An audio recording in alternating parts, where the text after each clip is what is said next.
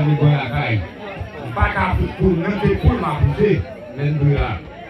Alors, je dis ça là, l'autre jour là, nous arrivons, on m'a dit passer tout le monde, où on trouve, qui va faire la quoi.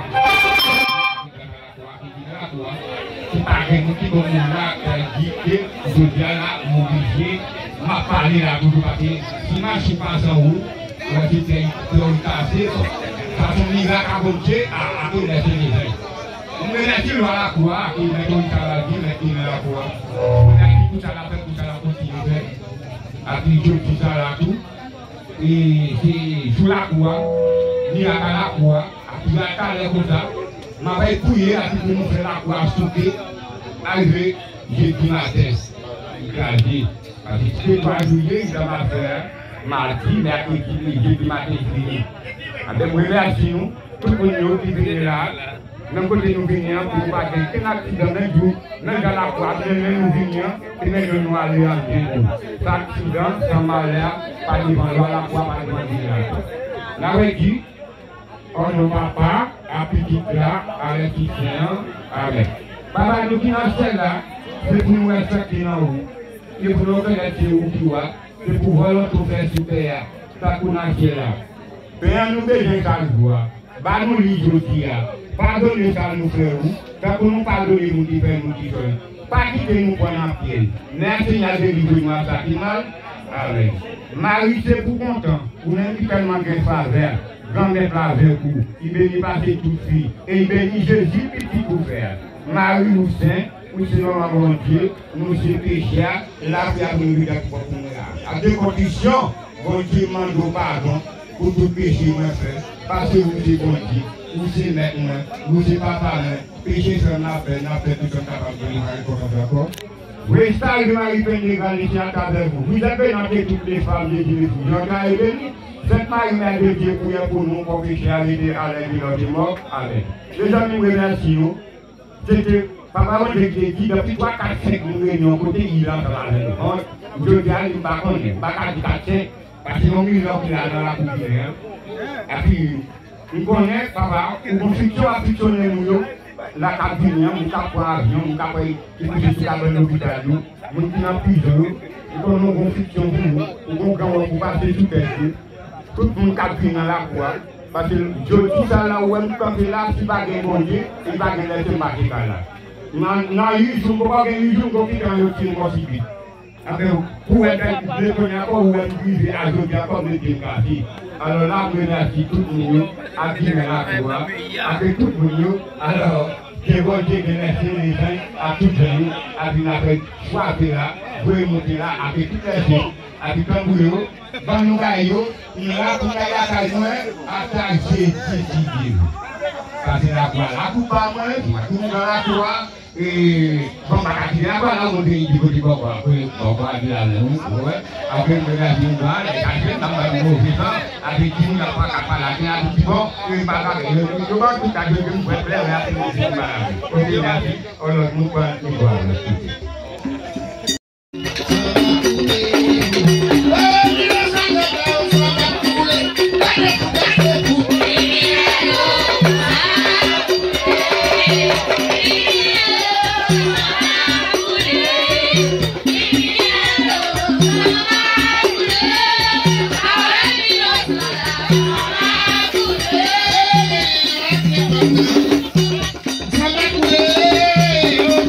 Thank you.